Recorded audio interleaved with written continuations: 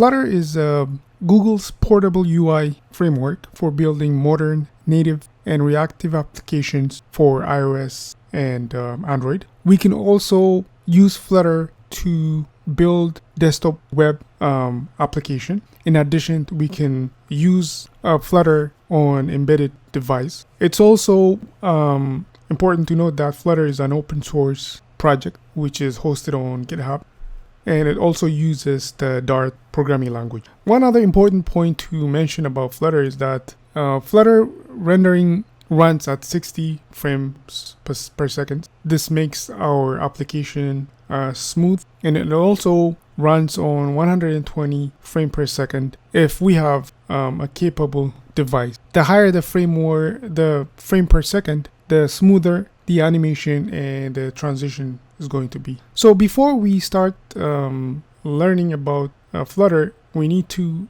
install Flutter on our system. Since we are developing or focusing on mobile app development, we need the Flutter SDK and the Android Studio installed on our system. So for that, we need to go on flutter.dev website, and we click on Get Started link here, and this will take us to the link where we need to grab the Flutter SDK. So since I'm using Windows, I will click on Windows and download the Flutter SDK from here. Since this is a large file, we need to download it and extract it to a location where we want it to be. In this case, they recommend we should extract it to our program file folder, but since I downloaded it and then I extracted it to my system, I'm not gonna download it again. But depending upon where you download it, you can choose where you need to extract it. Then once we had the Flutter package available on or SDK available on our system,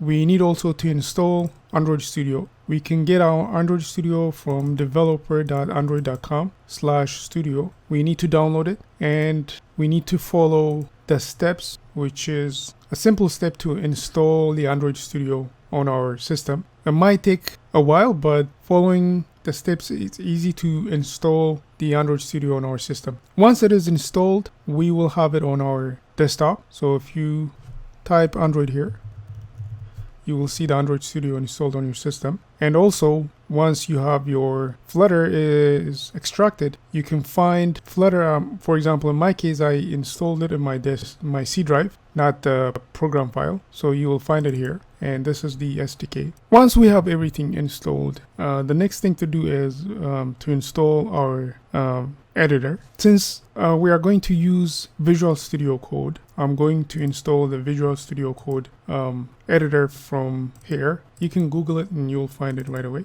We need to download it and install it on our Windows system. Once this is installed, we need to go and start our Android Studio by clicking on Android Studio. We can also use Android Studio to develop Flutter application, but I'm gonna use a Visual Studio Code. Once Android Studio is started, we need to create a new project, which is an Android Studio project. Let's click on Empty Activity and click on Next and just finish. Once the project is ready, what we need to do is we need to go to the right side of the window and click on this small box. This is the setting for new project window will come up. So in here, we need to download, if we don't have any SDK platform on our list here, we just need to click one of them and download them. So this might also take time, but I'm not going to download anything at this point since I already have Android 9.0. Then once we are done with this, we go to the next tab, which says SDK Tools. We click on that and we will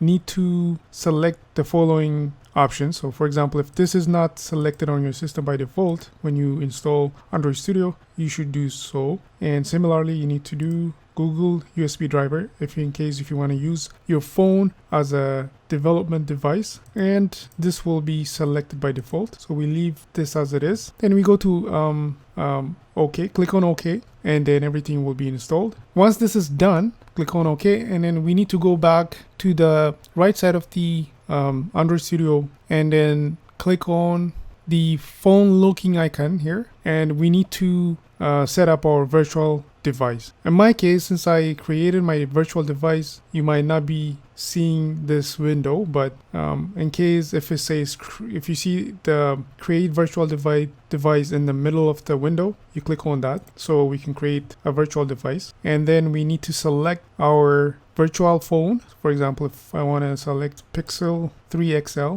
then I do next, or let's say actually go back. Yeah, that's a phone. Make sure it's a phone. Next, and select the system image, which is the one that is already downloaded here. In this case, we have Pi, so select that. If you don't have anything downloaded, you need to download that too. That also might take time. Then we need to select on advanced setting here. I'll leave the rest of them as it is, but make sure this is the boot option should be a cold boot, not quick, and just make sure you use one core. Leave the rest as it is. And I don't want to see the pixel skin, no skin, and then click on finish, and we will create our device. As you can see, I have Pixel 3 XL API 28. That's the name of my device. Then I need to close all of this, even the Android Studio, exit, terminate. Now once this is done, we will open Visual Studio Code. That is once we install our Visual Studio Code. So Visual Studio Code, VS Code, and click on that. Once the Visual Studio Code is open, we will need to go to extension tab, which is this one, and we need to install some extensions here. First one is going to be the Dart extension. We type Dart, then we need to install the first extension here. Since I already installed it, I'm not going to be able to install it again. Then the next one is going to be the Flutter extension, and install the first extension. I already also installed the Flutter extension here. Then once we have all the extension that we need to close this, go back to our Explorer window, and then we need to open the terminal, which is new terminal. We will come to the terminal and then create a Flutter project. But before we do that, let's open our command prompt and do the following. Check if our Android Studio is and Flutter SDK package is properly set up. So to do that, we need Flutter. We need to do a Flutter Doctor diagnosis. I guess that's what they call it. What this is going to do is it will check if my Flutter SDK is properly installed, if I have Android SDK available on my system.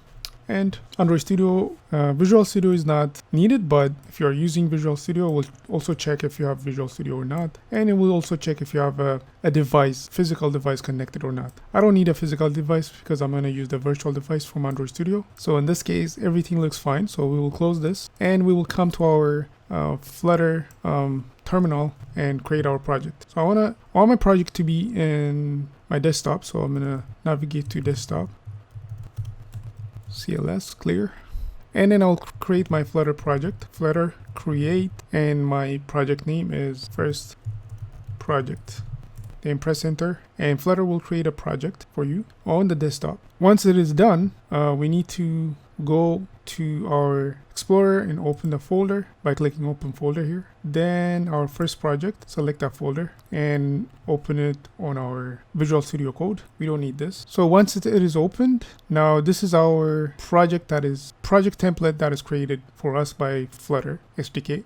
So to run our first Flutter project, we need to open our Android virtual machine or emulator. For that, we can do it in two ways. First, we can open Android Studio and then start our virtual device from Android Studio, or we can use the command line to start our emulator. I will do it using the command line. So the first thing that we need to do is to go to the location where our emulator application is. In this case, we need to go to CD on Windows, specifically on Windows. We need to app data folder. Then we need to go to the local folder. Then we need to navigate to Android SDK, then emulator. We need to ls and see the content. So now we have the emulator program available in the emulator folder. Let's first clear this. Now we need to find out our virtual image that we installed at the beginning when we set up our Android Studio. For that, we need to use the emulator program -avd. Then we need to, no, actually not -avd, -list -avds. This will list all the virtual device that I created when I installed my Android Studio. So the one that we created is this one, Pixel 3 Excel API 28. We need to copy that, and then now we need to run it. For that, we use the emulator program again, then -avd and the emulator name, which is this one, and press enter. Might take a little while to run this, but it will start the virtual Android device. So as you can see, the virtual device is already started. As you can see, our emulator has started. So let's minimize this and close this over here. And now we can run our application. So let's open the terminal and let's go to our project, which is first project. And to run the project, all we have to do is just Flutter run. So this is the app. We can test the app by clicking the button to see if it is going to increase the number. It's kind of slow because my system is 8 GB. But so this is how we actually install or set up our virtual machine and run our newly created project. There are also other ways that we can start our virtual emulator. So on Visual Studio Code, the other way to start the virtual emulator is to use the following button. So what we can do is, first let's check if we have no virtual device. So what we can do is just right at the bottom of the Visual Studio Code, at the bottom right corner where it says no device, we click on that and this will come up, and here we select the available emulators on our system, or we can also create our own if you want, or create a new one. We can also use Android Studio to run and develop our Flutter project. First, let me open Android Studio. Once Android Studio is open, what we need to do is expand the window and click on Configure. And we need to install a plugin so that we can be able to create a Flutter project. As you can see, I already have the plugin installed on my system. That's why I'm able to see Start a Flutter project. But if you don't install a plugin, you need to go to Configure, Plugin, and come up here and then type Flutter and select the first plugin and install it. Since I already installed it, I don't need to install it. Once this is done, we press OK.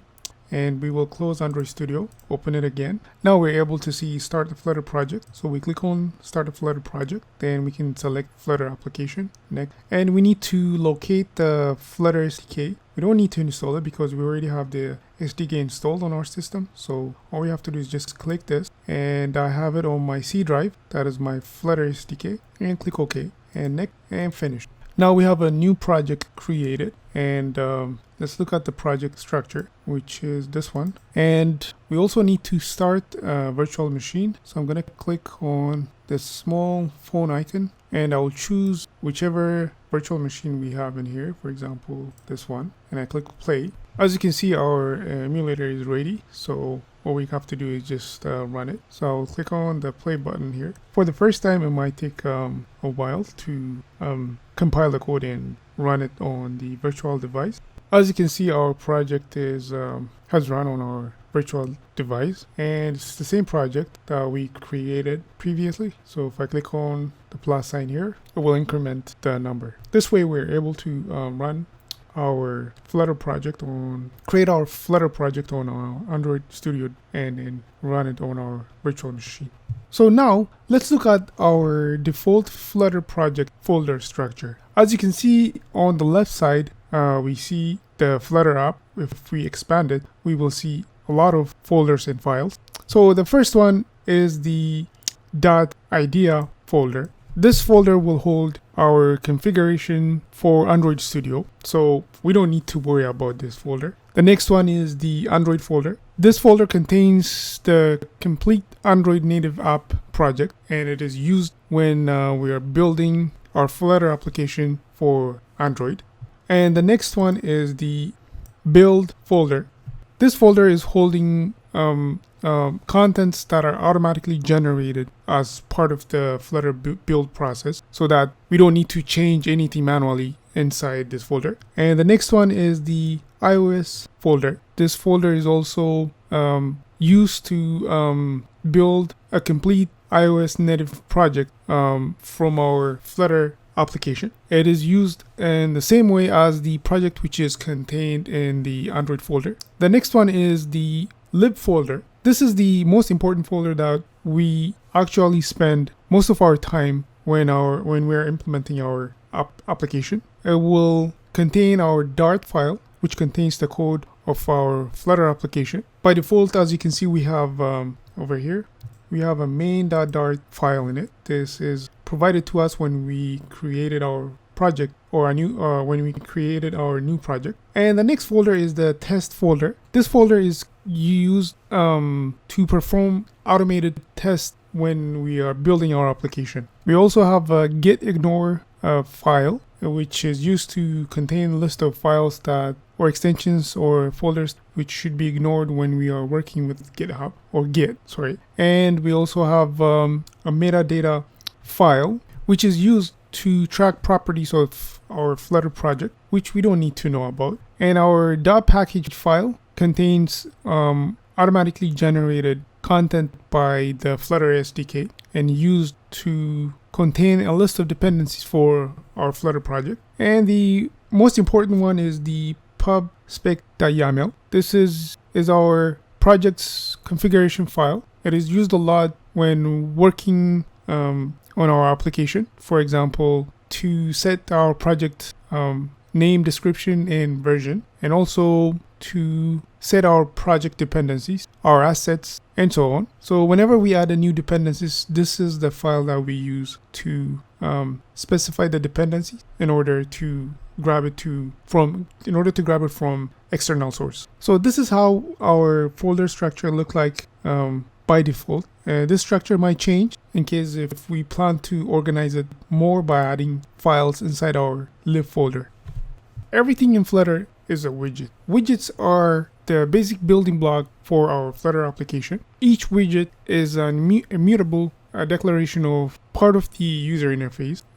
So Flutter has a consistent unified object model, and also widget can define a structural element such as buttons and menus, and we can also define stylistic elements like fonts and color schemes, and we can also define aspects of layout like padding and so on. And widgets also form hierarchy based on composition so that we can respond to events like user interaction by telling the framework to replace a widget in the hierarchy with another widget. So let's look at our default application that we created and understand how it was implemented. So let me clean out the comments. So as you can see, our app is importing a Material.dart file, contains the Flutter widgets implementing the material design, Google material design. Then the next line is our main function. This is the entry point to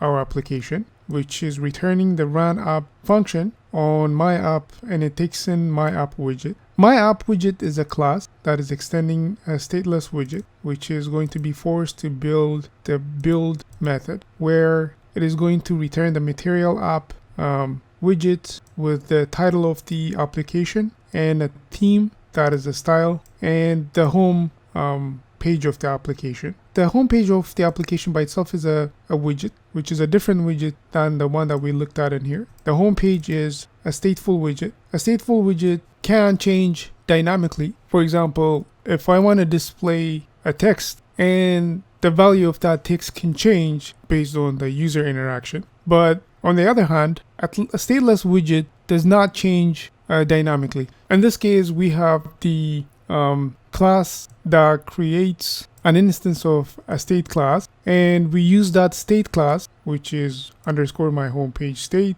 which extend the state class to make modification on a specific data. In this case, our int counter property. A stateful widget also overrides the build method, and in this case, our build method contains a scaffold, which is another widget that is used to create an app or used to implement the material design and visual layout, allowing the use of Flutter's material component widgets. And by using scaffold, we are able to implement the toolbar at the top of our screen, and body contain the center of the center widget so that we can have our text and our data displayed. And on the right corner of our screen, we will have a floating action toolbar that takes in an onPress method called increment counter. This is a private data member or function, which is this one. This one will set the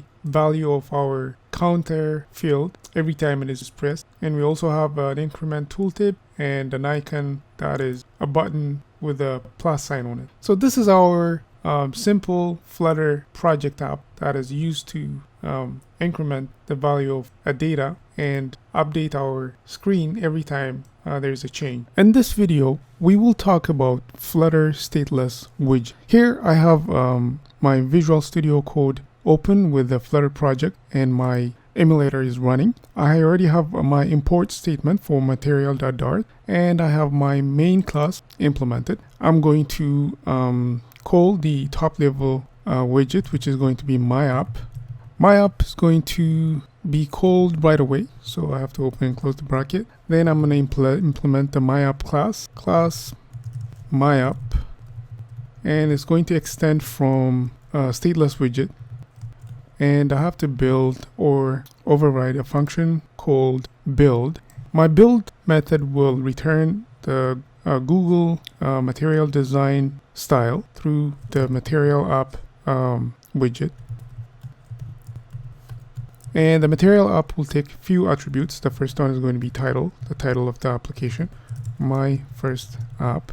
And we will have let's put some global theme for the application, theme. And I'm going to use the theme widget, the theme data widget to define the primary widget, the primary color for this app. So I'm going to use colors.amber. Then I need to define my home page. This is one of the attributes in MaterialApp widget, home. I'll have a home stateless widget. So here I'm going to create another stateless widget. In Dart, we can use the shortcut STLF to state that I need a stateless widget class. Then all I have to define is, actually I had a stateful at this point, so stateless.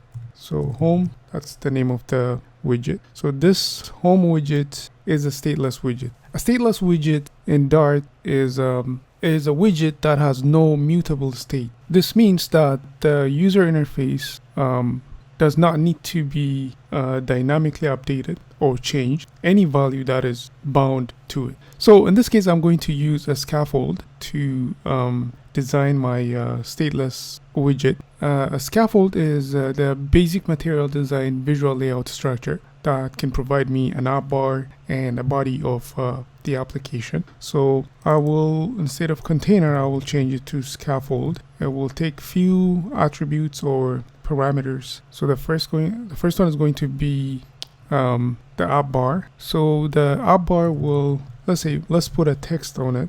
So we'll take a title text, and the text is going to be hello, like that. And I'm going to have a body. It will be at the center, and I will also have a text in this body. The child of this body is going to be a text, and this text is going to be body of my app. These two text widgets do not require to be updated. They are static. So for this case, we only use a stateless widget. By using a stateless widget, we don't need to update the state of our app. So we don't need to rebuild our app. That's the whole purpose of using a stateless widget. And let's run it. As you can see, we have an error. Maybe we need to compile it again. So I'm going to press the restart button here on the debug window. As you can see, we're able to run the our stateless widget on our emulator. In this video, we will talk about stateful widgets in Flutter. If you want to create a widget that has a mutable state, we need to extend our widget class from a stateful widget. This means part of our user interface may have or may change dynamically. So let's look at a very simple example on how to use a stateful widget. First, I'm going to implement my top level widget called my app, and I'm going to use a stateless widget for my top level widget. So I'm going to use the shortcut STLS and I'm going to call it my app. And my app is going to return the Google Material Design App widget.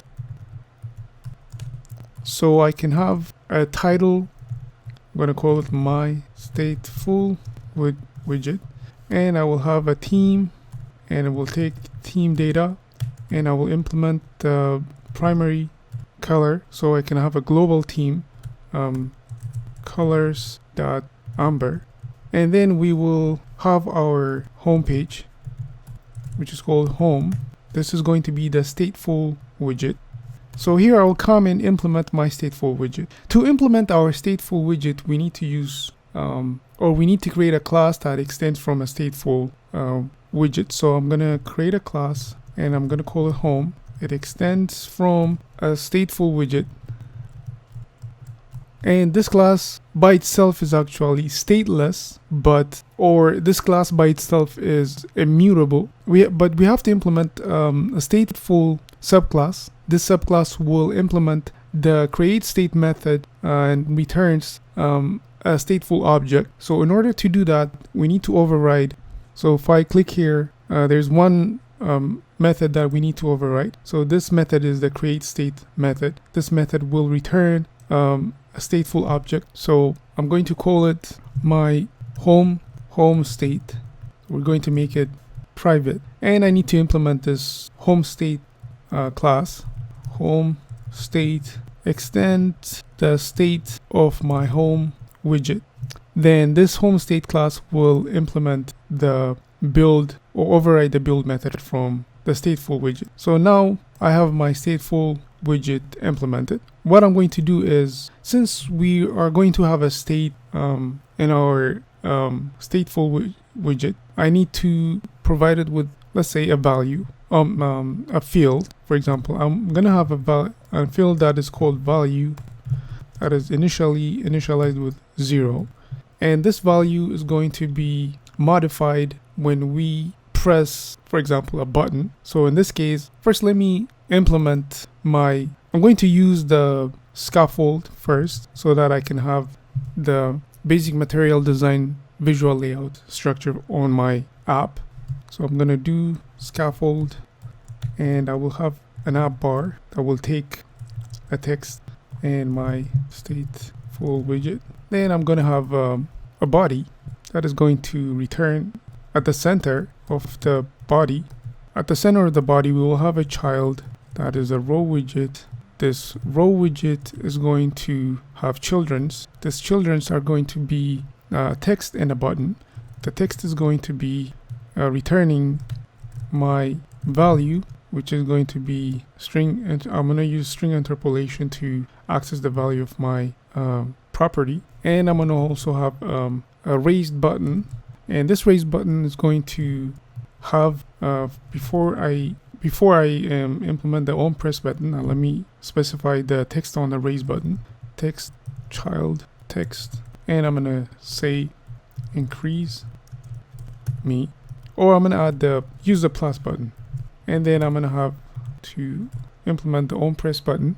The onPress button is going to call a method called update property.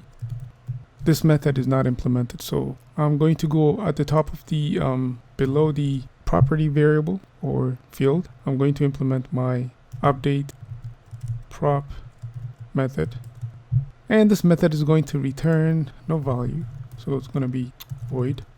But when we have a value that is needed to be updated in our Stateful widget, we have a function called setState that is used to update the value of the property and also notify the Stateful widget that we need to actually rebuild the widget so that the new value can be updated on the application. For this, we need to use the setState widget, a setState method, and update the value by 1 each time. And we can save this, and we have to rebuild or restart our app. I need to put the semicolon here. As you can see, we have our app is implemented, and we have my value since it is not visible, I'm going to put a space between. I'm going to have a padding here. So I'm going to add padding style. The style has to go inside the text widget. So I'm going to do here, and I'm going to drop this at the bottom. Then we will have a style, and my text style is going to be font size. Let's make it 16. And I want the space between the text. So I'm going to put a size box, and I want the width to be, let's say, 10, and I need a comma here. Then save this. This is still not big, so I'm going to change this to 22. So I think now it's visible enough, so I can see if my state is going to change and update the value of my property. So if I press the raise button here, as you can see, my state is changed, and Stateful widget is rebuilt, and the value is updated. So this is how we can use a Stateful widget in Flutter. It is also important to note that the Stateful widget has different methods that we can override. For example, we can also, aside from the setState method, we can also override the initState method, which is called once when the object is instantiated or inserted in the widget tree. So for example, if I didn't initialize my int value or my property, if I try to run this up, I'm going to end up with a problem. So as you can see, it's null. If I try to update the value of my property by pressing the raise button, it's not going to work. I believe I might even get an error, not even working. So in this case, what I can do is I will initialize it in the initState overridden method. Value is going to be 0. Now I can save it or rebuild it or restart it. So the value is initialized to 0. Now I can update it. We can also use the dispose method when the object is removed from the tree, the widget tree.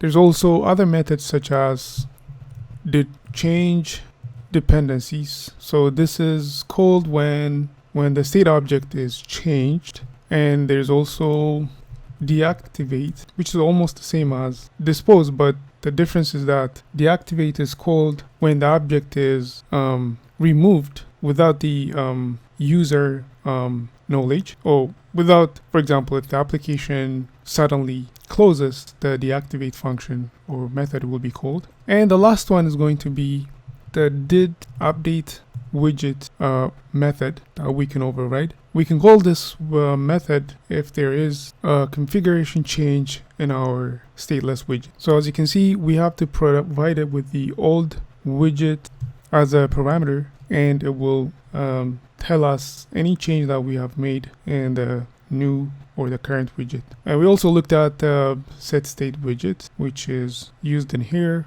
We also used the build widget, which is overridden here. So these are some of the widget that we can override when we are using our stateful widget.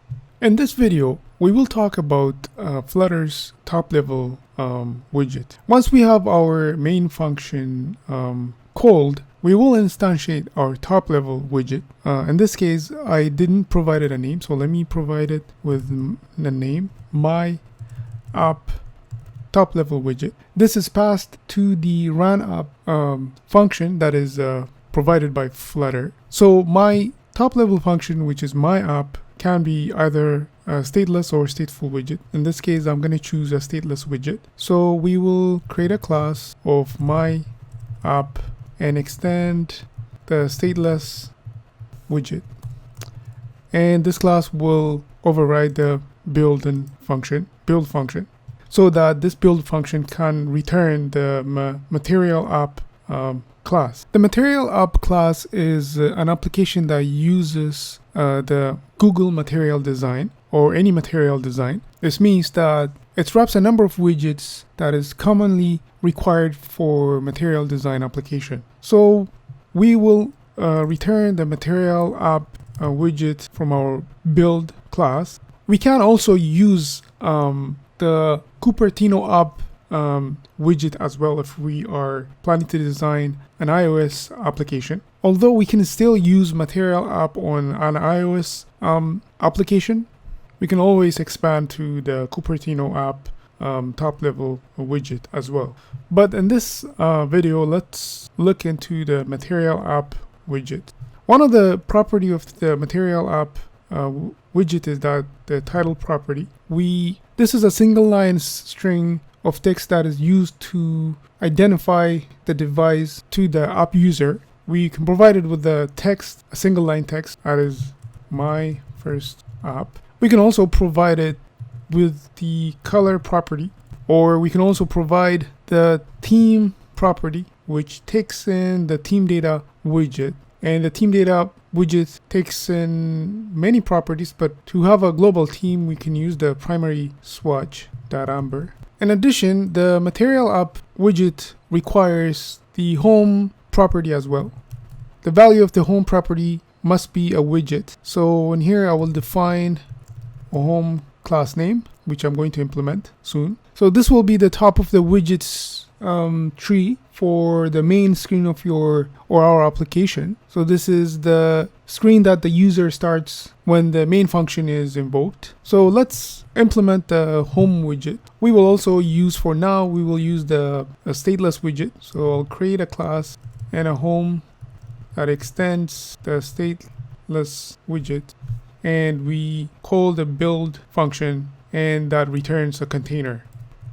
If we compile this, we will see our home widget in our app. So let me quickly run this. What I'm going to do is I'm going to go to run and run without debugging. I will compile it and run it on my emulator here. As you can see, our app has run successfully, and we were able to use the MaterialApp widget. In conclusion, the MaterialApp widget is a means to follow the material design guideline in Flutter. There's a long list of named parameters that comes with this class, which we will look into in the future videos. In order to create the basic layout structure of our app screen, we need to use a widget called a scaffold. A scaffold widget implements the many common app UI element for our application. This includes top level navigation bar, a drawer. This is the elements that slides out of the side of the screen, and a bottom sheet, but they slide from the bottom. So to implement the scaffold widget, all we have to do is just replace the container widget that is returned by our home class with a scaffold. There are different kinds of scaffold widget. This is the general scaffold widget, which can implement almost all the basic common UI screen, but we can use the Cupertino page scaffold widget if we want an iOS look, or if we want to implement an app for iOS. So the scaffold widget provides a number of properties. For example, if I want to have an app bar, I can use the app bar property, which should return an app bar widget. So I'll give it a title. We can also have a body widget that will contain the body of the main screen. For example, we can provide it with a text widget. This text widget will be displayed in the body. So let me save it and look at the output. As you can see, we have an out bar saying out bar, and then we have a body of text in the body widget. We can also use the floating action button property to create a floating action button. So the floating action button is also a widget that will have its own properties, such as the on press property. And it can also take a child, which can be an icon. This is an icon widget that can be, for example, icon, a default icon that is available in Flutter. Let's take the add icon, and we can also provide it with a background color, that red. If I save this, we will see the floating action button. Fortunately, we have an error here, extra comma, save it. As you can see, we have the floating action button here. We can also have a drawer property in our scaffold. The drawer property returns a drawer widget. There are quite a lot of properties in this widget that we need to specify, but I'm going to leave it as it is. And let's see if we can be able to see the drawer in our app. So we compiled it. As you can see, there's a hamburger button at the top here. If I click on that, I'll see the drawer. We can also define or specify a bottom navigation bar in our scaffold. This property returns a bottom navigation widget, bottom navigation bar widget. This is also takes in quite a lot of properties. So one of the required properties is the item property. So that is going to be the bottom navigation bar item. So to define one item, which we were going to look into this in the future video, but just to define one single item is we will use the bottom navigation bar item. And let's give it an icon. Icons home. And let's take it down. And text value of title text, say home. So it seems like we have an error. This has to go inside an icon widget.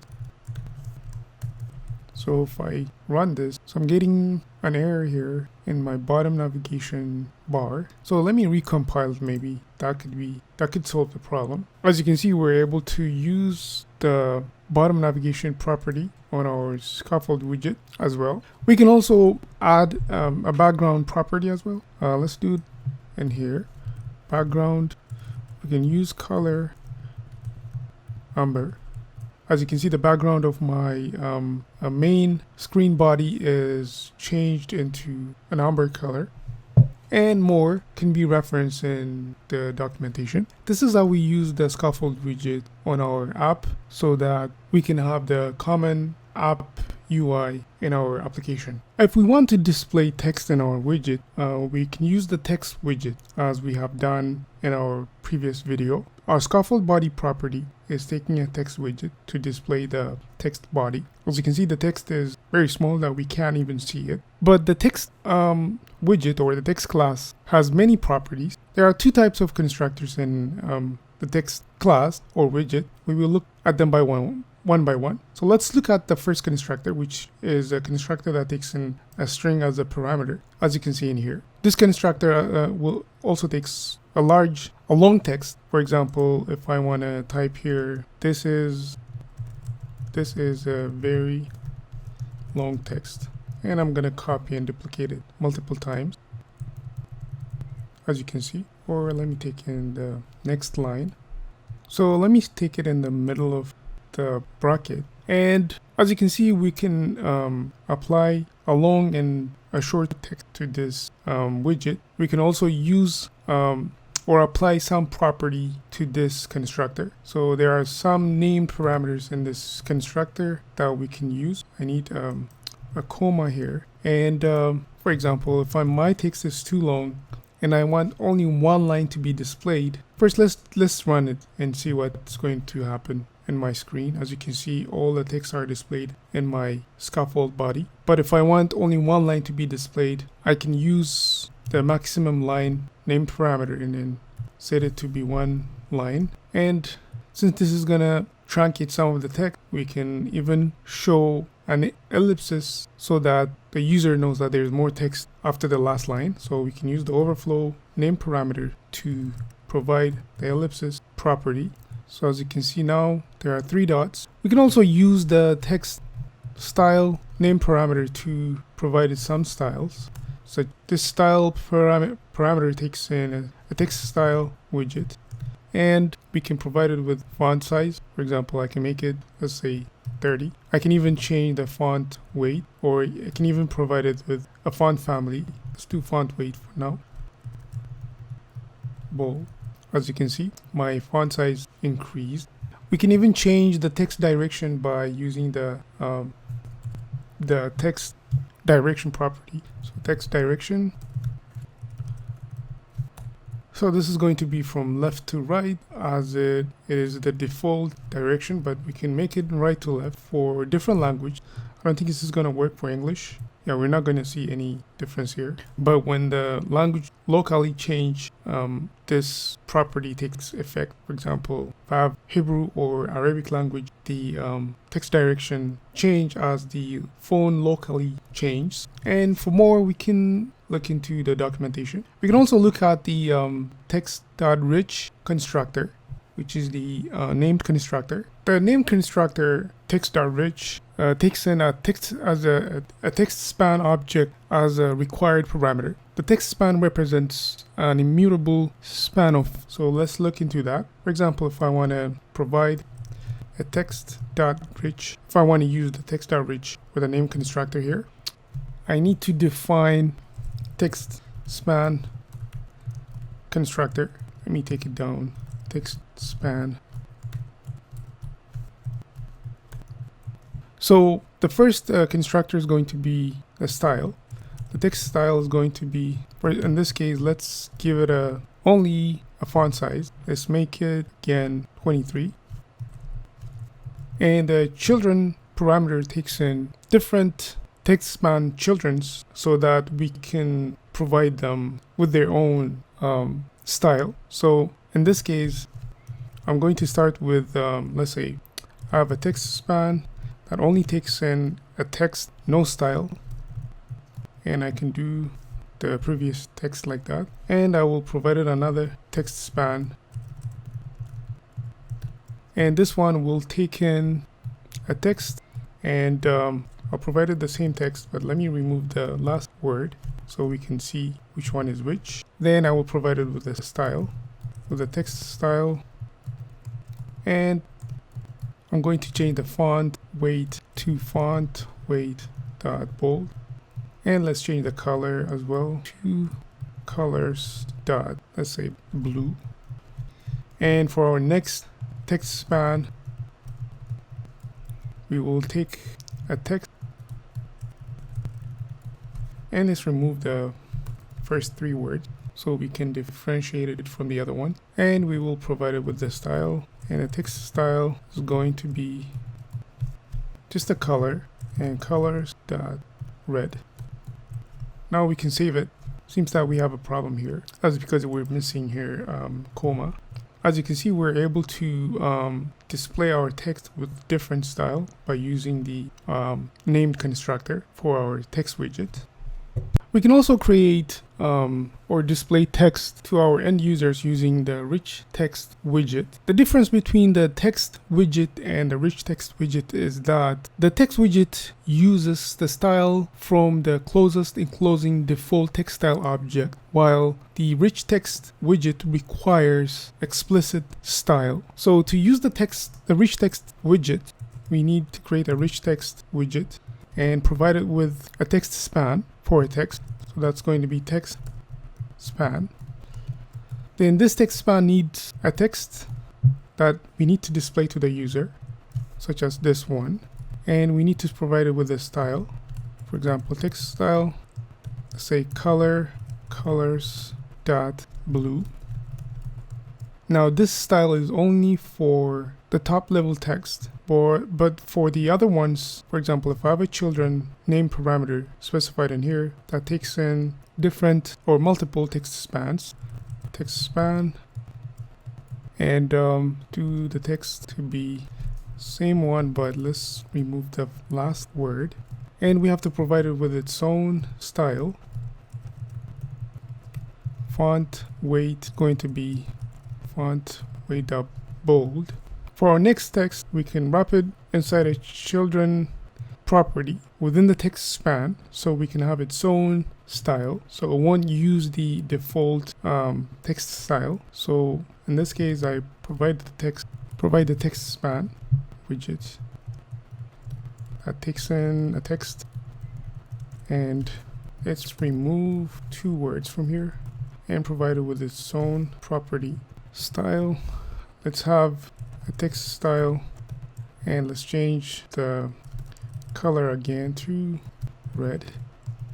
So now if I run it, as you can see, each text span has its own style, and they are not affected by the default text style or the closest enclosing default text style object. This way we can display text to the user using two widgets known as text and rich text.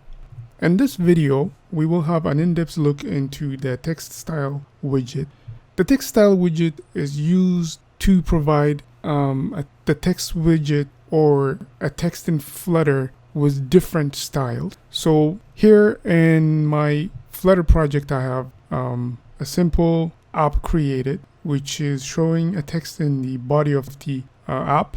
So if I want to apply a text style for this text, what I need to do is to use the style name parameter for my text widget. So style, then the style name parameter takes the text style widget, and the text style widget takes in multiple name parameters. For example, to look at them one by one, let's first start with the font size, so we can increase the font size of our text here. So we will use font size. I'm going to make it 24, and we can also use the color name parameter to apply different colors. We can even add hexadecimal value, but the simplest way is to use the built-in colors in Flutter, for example, blue. We can also use the font weight name parameter to specify our font typeface thickness font weight. So we can call the font weight and we can specify the bold property or the normal property, or we can even use some defined values such as for example, weight from 100 up to 900. This values define how thick our text is going to be. For example, the font bold is weight thickness 700. So this is almost the same as doing font bold. We can also use a font style. For this, we need to specify the font style widget that takes in a specific font that I want to use for my text. Since I don't have any font available in my app, I'm not going to use this named parameter, but note that we have a font style that takes in the font style widget to specify a specific font for our app. And if we want to have a space between each letters, we can even use the word spacing name parameter, for example, as shown here. So this is word spacing. We also have letter spacing. We can even change the height of our text by using height, for example, 5.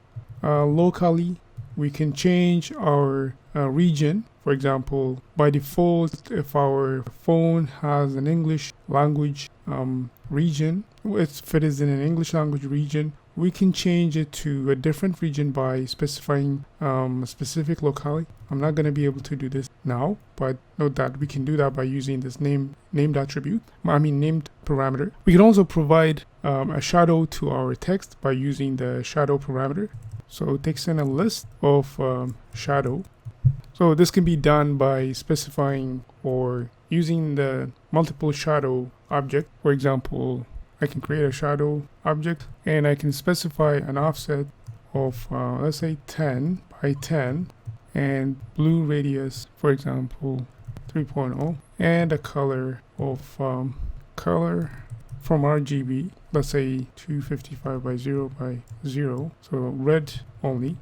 So I can change this list to, and this has to be an offset object. And we can also provide another, and I forgot the alpha, another shadow object here. And we can change, let's say, the blue radius to 8, 125 by alpha 255. As you can see, we get a shadow, or we can change this to 0, and we can turn this into 6.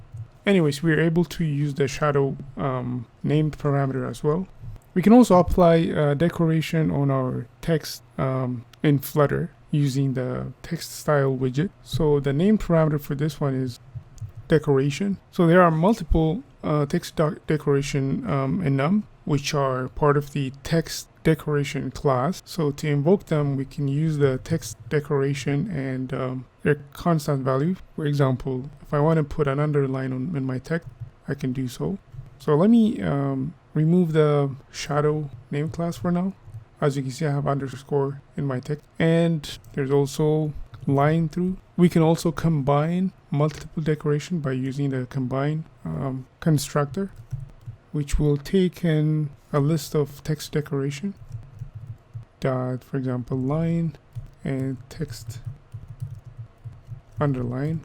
As you can see now, I have a line through and an underscore in my text. We can also use a decoration style named parameter to define different types of text decoration styles. For example, decoration style, I have to use the text decoration style widget to define, for example, dash. As you can see, the text decoration has its own style. In this case, we have a dash in each decorations, which is both the line through and the underscore, and so on. For full reference, we can check the Flutter documentation. In this video, we will see how we can display image in our Flutter application using the image widget. For that, we need to download an image and store it in our app. For example, in my case, I downloaded the following image from online and I stored it inside my app by creating an image folder here. And once I've done that, I have to go to my pub/spec.yaml file and register it to my pub/spec.yaml file under assets and then the path of my image, that is image/flutter image.jpg. Now, if I want to access this or display this image in my app, all I have to do is use the image widget dot assets, because I'm grabbing the image from my assets folder, which is my image folder. Then specify the location, image img, and flutter img.jpg. If I save this, as you can see, I'm able to see the image. I can also add additional parameters to make the image look good. For example, I can give it a specific size, in this case by using the height property and the width property. Now it looks smaller.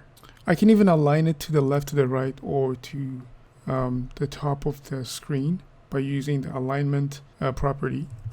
Alignment, it takes in the alignment widget, and we can use, for example, center or bottom center, or we can even do bottom right. So this is working in relative to the body of my app. So in this case, we're not seeing any difference. But if this image is contained in a specific container, it will align it to will align the image based on the position of the external container. In addition, we can also grab an image from external source, such as from online. For that, we need to use a different named constructor called a network. In this case, for example, I want to grab the image from the Flutter website, which is flutter.dev. And let's say I want to grab this image, the one at the top left corner, which says Flutter. So let me right click on it and do an inspection and find the link for this. As you can see, the link is here. So I'm going to copy the link. I'm going to close this. Now I'll change this image to I'm going to use the image network constructor, and then over here I have to specify the URL for that image I'm going to add. So in this case, since I copied it, I'm going to paste it, very long URL. Then if I save this, as you can see, it grabs the image from online. Let me increase the width to 300, and we can apply the same name parameter as we did for our asset constructor as well. And for full reference, we can even go to the Flutter documentation. Now in this video, we will look into how we can use icons, that is icons from Google Material Design, or icon packs from the community in our app. This means we need to use the icon widget to display icons in our application. For example, let's look how we can actually access the material design icons that is available in Flutter. So I will do icon. So this is the widget that takes in the icons widget. Icons, as you can see, we have a default multiple icons listed in the icons widget. For example, let me use the phone icon and let me display it. If I run it, as you can see, this small image up here, or small icon, that is the phone icon that came from this widget. We can also apply, for example, home, so which is useful when we are actually trying to use icons in our application. For buttons, tabs, or bottom navigation, we can use generic icons so that we can provide textual feedback as well as icons for the user when they are using the widget. We can even apply some properties or use some of its name parameters, such as size. For example, I can increase the size to 100. I can even change the color amber. We can also apply external icons by downloading it from the pub.dev package resource. So this is done by going to the pub.dev website, where we can get a Flutter package. For example, let's use the Flutter Awesome package, which provides us with the multiple icons here. First, we need to install it. So for that, we need to go to install, grab the dependencies here. Then we will come to our pubspec.yaml. Then we need to put that dependencies under here. Then we can save. So Flutter will grab the package. And once we have the package downloaded, we can import the package and use it in our use the icons in our application. For example, let's close this and let's do an import. And import, I believe we need to import Flutter Awesome. I don't think we need to import the example one, so we don't need this anymore.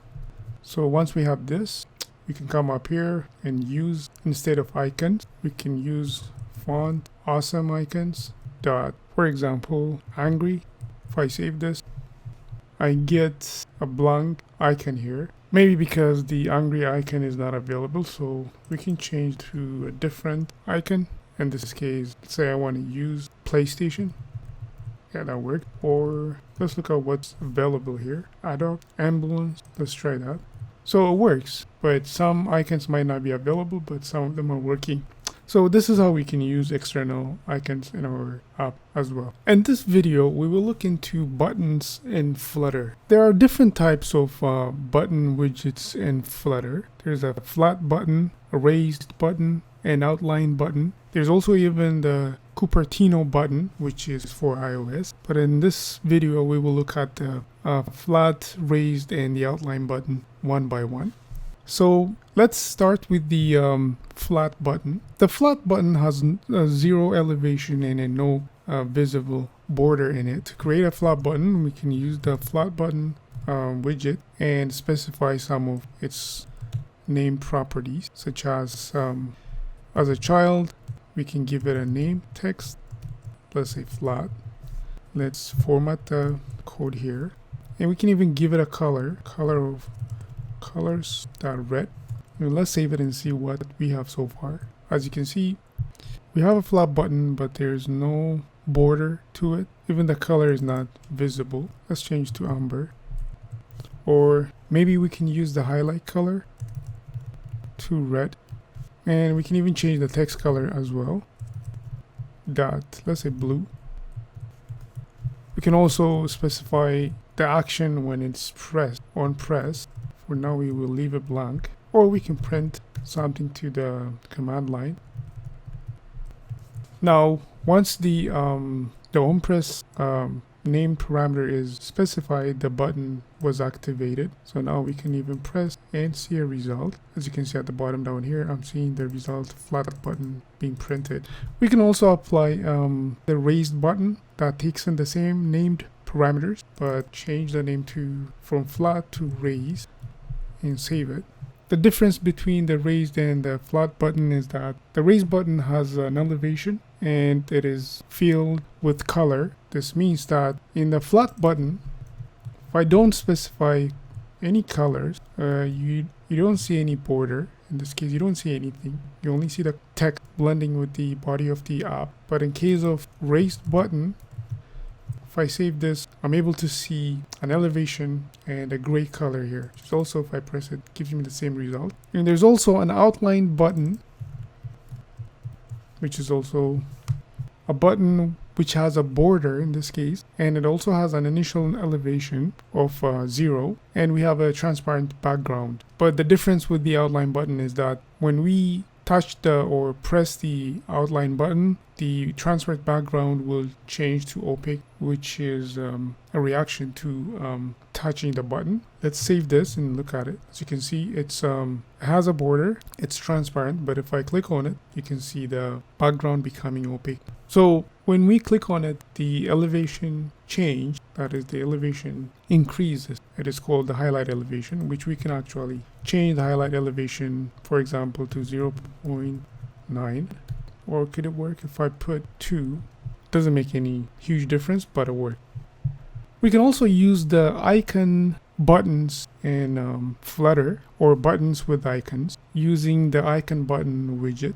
For example, let's delete this one and let's call the icon button widget and specify the icon.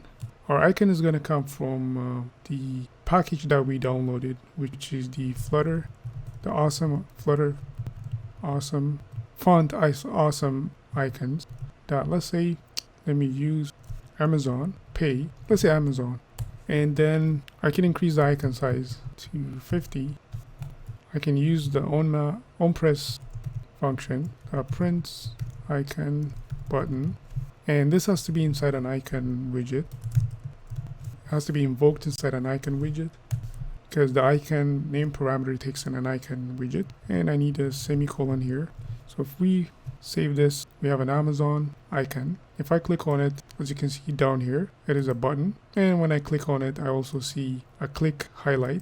In addition, I can use the default button available with Flutter, and then I can add an icon to them. So for example, in here I have icon button, but I can change this to, for example, a raise button that uses the icon constructor. Then it will take in the icon name parameter, but there is no icon size name parameter, so I can delete that. Then what is missing is maybe a label Amazon, or that has to be inside a text because label takes text widget. As you can see, we have an Amazon icon inside a raise button and the text reading Amazon. I can also press it and get the same result. I can even change the color if I want. Let's say colors.amber, and when I click it, I see a button click highlight as well. We can do the same thing with the flat button and the outline button as well. In this video, we will talk about Flutter layout widgets. As you can see, I have a scaffold widget. The body of the scaffold widget is displaying a text. So I'm going to start with the padding layout widget. The padding widget is a widget that we add if we want to have some extra space around a widget.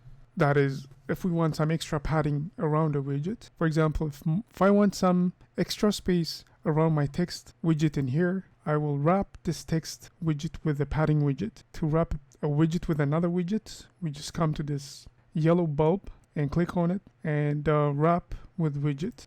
Then provide a widget name, padding in this case. Then the padding widget has an attribute called padding, which will take another widget called edge insets with multiple parameters. I'm going to start with the multiple named constructors. So I'm going to start with the all named constructors. We'll take a pixel value of, for example, let me provide it with 25. And if I save this, as you can see, I have a padding around the text widget of a pixel size 25. I can also use the from left, top, right, bottom, which is going to be used to specifically provide a value for each position. For example, if I want 20 on the left side of the widget, 25 on the right side, 25 on the top, 30 on the right side, and 40 on the bottom side, I can do so. I can also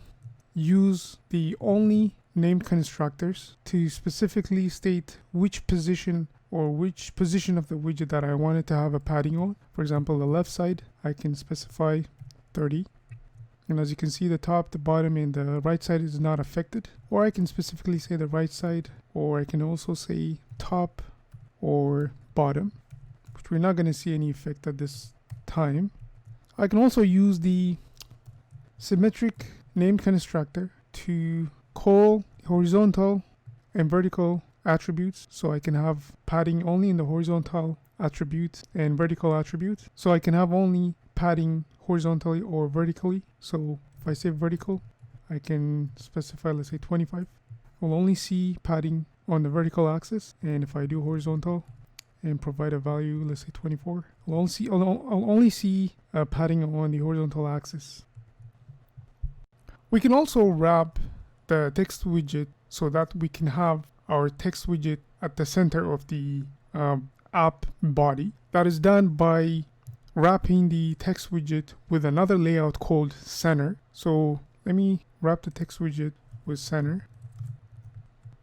So now, in addition to the padding widget in the body of the scaffold widget, there's a tree hierarchy of center and text widget. The center widget will lay out the text at the center of the app body. So if I save this, as you can see, the text is in the middle of the app body. We can also use certain attribute of the center widget to specify the position of our widget using the width factor and height factor attributes. For example, if my text widget width factor is changed to 1.0, the position where it's going to be center is going to be multiplied by the height of the widget. So in this case, if I save this, the text widget is shifted to the left, but if I increase it, for example, by 4, it will stay at the center. Or I can also use the height factor, and for example, if I make the height factor to be 4.0, the position where the text widget will be displayed will change, will be at the top of scaffold body. If I change this to, for example, let's say 8, it will increase its position. But the purpose of using the height factor and the width factor is to alter the center position of the child widget based on its height and width. The next layout that we're going to talk about is the alignment widget. Alignment widget is used to align a widget in different position of its parent widget. For example, here I have a text widget. Let's wrap our text widget with a parent widget. So let me choose, let's say we want to wrap it in a sized box. The sized box is a widget that is used for a child widget to have a specific width and height. For example, in this case, we're going to wrap it in a sized box, and we're going to specify its width to be, for example, 200, and its height to be 300. As you can see, if the width is too small, the parent widget will be forced to take, in this case, the text widget or the text value to be wrapped within that specific width value. So let's increase the width to 300 so it can fit within the box size. Now, if I want to align this text in different position of the size box, first I need to increase its the box size. Let's increase it to, let's say, 500 width and 500 height. Now it's a fairly large box that is containing the child widget called text. So now if I want to align its child to different position within the box, I need to wrap the size box with an align widget called align. Once we have our alignment widget wrapping the size box, or we want our size box to hold the entire screen of our app. So in this case, the entire body of the scaffold widget. So I will remove the width and height of the size box, and I will use the align widget parameter, name parameter called alignment, to position my text widget. In this case, it takes in an alignment, and we will choose one of its property, for example, bottom center. If I save this, as you can see, the text will be at the bottom of the screen. You can also use top center, will be at the top of the screen, or center left, the center left side of the screen, as you can see. And many more parameters can be applied on this alignment name parameter. We have looked at how the layout widgets such as padding, alignment widget, size box, center widget, and so on are used to position our widgets. All these widgets can be contained in one single widget called container. The container widget has many name parameters that can supplement or provide our previous widget that we used to position our text widget. For example, if I wrap my text widget with a container widget, now I have all the previous widgets as a parameter for my container in my container widget. This means if I want padding, I can call the name parameter and use the insets, and all sides I can provide it with a value, for example 12.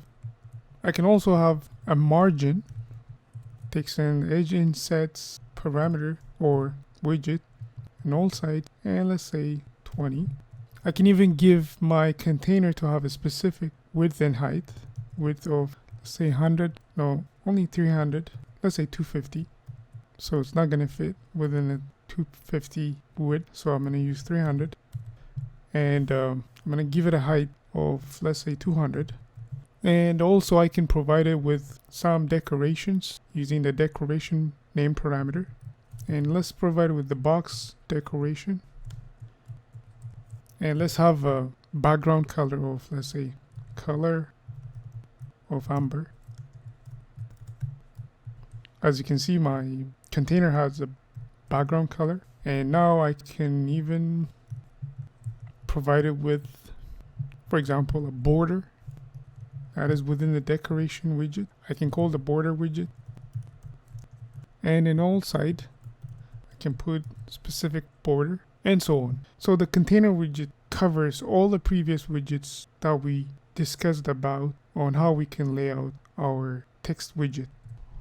In this video, we will look at how we can apply constraint to a widget. We can use the constraint box or the SizeBox widget in order to apply a constraint to a specific widget. For example, I'm going to provide a network image here, and the image is going to be the Flutter website logo, which I found it on the website, as you can see. So if I want to apply constraint in this widget or in this image, we can do so by using the SizeBox widget. The SizeBox widget will provide us with a tighter constraint by using the width and height parameters. For example, here, let me wrap it with the widget SizeBox, and let me format this.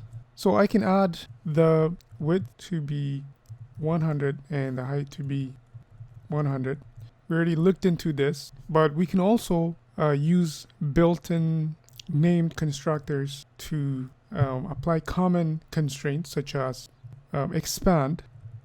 So the expand named constructor will make the child of SizeBox as large as its maximum size. That means the size of the child widget will be as large as the parent allows it. So if I save this, as you can see, as large as the size of the SizeBox widget, which means the entire body of the Scaffold widget. And there's also the shrink named constructor, which is going to shrink the child widget as small as the parent widget allows it. In this case, the width and height is going to be 0. On the other hand, if you want to impose less tighter constraint, we can use the constraint box widget.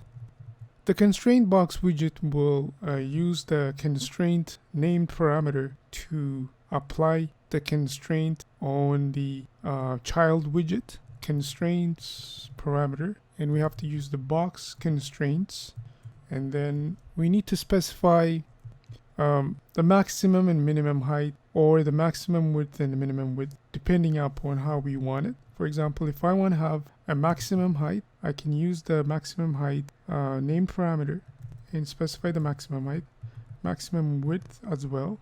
Now the maximum width of this child image is going to be 50 by 50. For example, if I increase it so we can see it, 150 by 50, 150, that's how it will look like. We can also impose the minimum and minimum height and minimum width so that this image won't shrink below that specific size.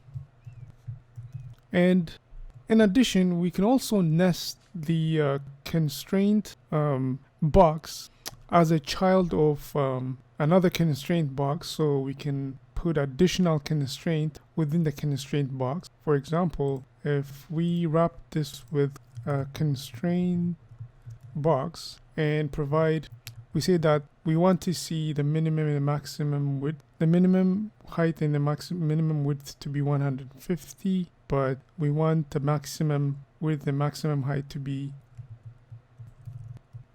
box constraint first, then the max width to be 200, the max width to be 200. So now I have a constraint within minimum width of 150 and maximum width of 200, and so on. So the constraint box widget will provide us with a less tighter constraint on a specific widget. On the other hand, we can also impose a constraint on a specific widget no matter where the widget is. For example, let me extract this child constraint widget. Let me remove this child constraint widget first, and also this one as well. So now I only have the image widget. If I save it, it will cover the entire width. So if I wanted to have a constraint no matter where the image is, if I wanted to put a constraint on a widget or impose a constraint no matter where the widget is placed, I can use the overflow widget. In this case, let me wrap this with the SizeBox first. Then we can put the SizeBox to have a width and a height of, let's say, 150 by 150. Then we can overflow this image over this constraint. Let me wrap this with an overflow widget, so an overflow box actually. Save this. Let me format this. Now I can increase the overflow size to minimum to be 200 and max to be 200, and min width to be 200 and max width to be 200. Now as you can see, there's an overflow of an image boundary from the size box. So in this case, let's first remove this, the overflow box. So I'm going to remove the overflow box widget, and if I save it, as you can see, I'm constrained with 150 by 150 through the SizeBox widget. But if I go back to, if I wrap my image on an overflow widget, as you can see now, there's an overflow. The size increased, the image is over the device boundary, and so on. In this case, this is necessary. We can use an overflow widget to overflow the size of a specific widget. On the other hand, if we want to scale and position a widget, we can use the FittedBox widget. There are different fit mode and alignment available. So let's look at them one by one. Let me remove this nested widget first, and also the SizeBox. Now let me wrap this with this in a SizeBox widget, so we can give it a constraint. Then we provide it with the width of 300 and a height of 300 constraint, tight constraint. Then we can wrap the image with the fit widget called FittedBox, and this child widget of the FittedBox will be constrained within a SizeBox, so that we can see how the FittedBox affect our image. Then we can provide the fit parameter with the box fit widget, and this has some properties. For example, fill. It's going to fill the entire parent constraint, which is the size box with the 300 by 300 width and height. And also we can use fit height. This only fit the image on the height of the box. We can also use fit width, which is not going to make any difference, but we can also apply that property as well, and so on. Sometimes we use this FittedBox widget so that if our original image is too small or too big, we can use the FittedBox widget so that we can make the image fit within that constraint, and also for other widgets as well. In this video, we will look at how we can lay out multiple widgets horizontally or vertically. For this, we will use the row and column widgets. The row widget is a widget used to display a child widget in a horizontal manner. So that is, it could be one or multiple children's. Let's use the row widget in this simple app. First, I'm gonna need to implement the row widget that will take the children name parameter, and it will need to be a list of widgets. So here I will define a container. Let's do containers, and this container will have say a color of colors dot amber, and I'm gonna define a child icon, and this will take icons of let's say home. Now let's look at it. As you can see, we have an icon. I'm going to increase the size of my icon to be, for example, I don't know, 30. Save it. Let's format it. Let's increase the size to 100. Then now I'm going to copy this and then create multiple containers inside the widget list. So then I'm going to change the color to blue, red, and let's make it yellow. And let's change the icons. Home, let's make this search. Let's make this one card, gift card. Okay. And this is AC unit. As you can see, we have 4 icons laid out horizontally in a row widget. I can also use the column widget to lay them in a vertical manner. The only thing I need to change is the name of the widget here. Can make it vertical, column, and the rest is the same. It takes in a children name parameter, list of children's, and if I save this, the children will be laid out horizontally, vertically. And I can also use certain properties such as cross-axis alignment and main axis alignment to position my widgets at the different position of my screen edge. For example, let's use the cross-axis alignment in my column widget, which is laying down the children in vertical manner. I need to use the cross-axis alignment widget and some of its properties. As you can see, when we apply the and property, our column children's are not affected. Let's try the center property. Maybe because the parent widget is wrapping the entire children. So let's try to put the column widget inside a container widget, and give it the full size of the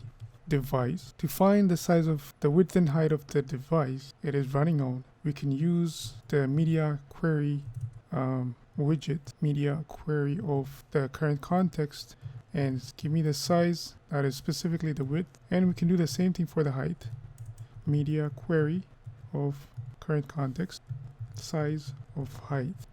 Now, as you can see, my column widget children's are aligned to the center. We can even do, for example, we can align it to the end of the edge, and can even stretch it.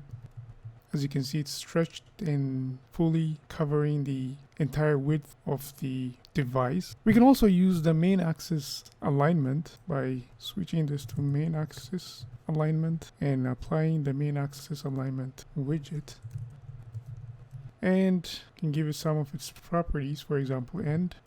As you can see, on the main axis it is if the widget is a column widget, it works on the top and bottom of the app.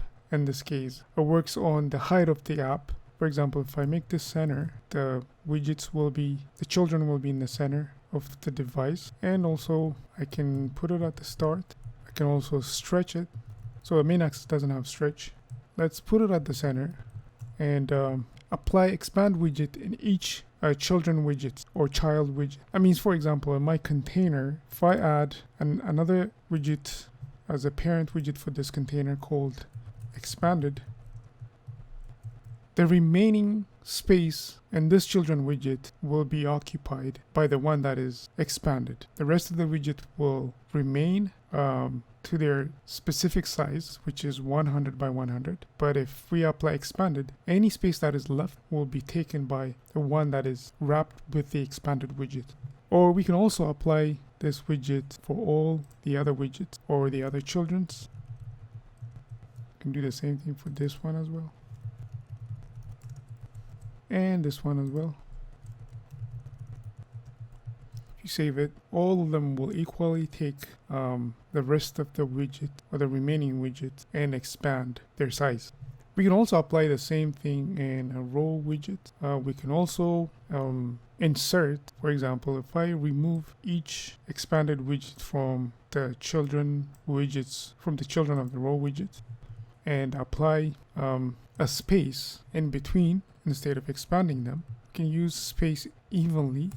And now I'll have even space between each child widget. I believe I can also add space around, and also I can use the space between so that the top and ending of the container widget are not affected, but only between each child widget we can add that free space. We can do the same thing for row widget by, for example, if I want my container widget to be wrapped inside another widget called row widget, and this row widget need to have children of containers, and let me remove this one. Now I can add multiple containers inside this row widget. So what I'm doing is I'm nesting one layout on another layout. So let me copy this. I'm gonna add 3 containers. Don't need this part, and I'm gonna change the color to green and this one to be white. No, let's say black. Well, let's make it gray. And instead of home, let me change it. Let's have 3 homes. Yeah, but now we have a child of row within a column, and I want to align it on the main axis within the row widget. So I'm going to use the main axis and space them evenly. As you can see now, actually I need to put a space in between. Space between each. Now it looks better. So we can apply the column widget and use some of column and row widget and use some of its properties as we saw. We can even define the main axis size to be non-default value. For example, main axis size, we can change it to using the main axis widget. Make it, let's say, maximum, which is what we have by default. But if I make it minimum, as you can see, the main axis size is changed. So these are some of the basic properties that we can apply on a column and row widget.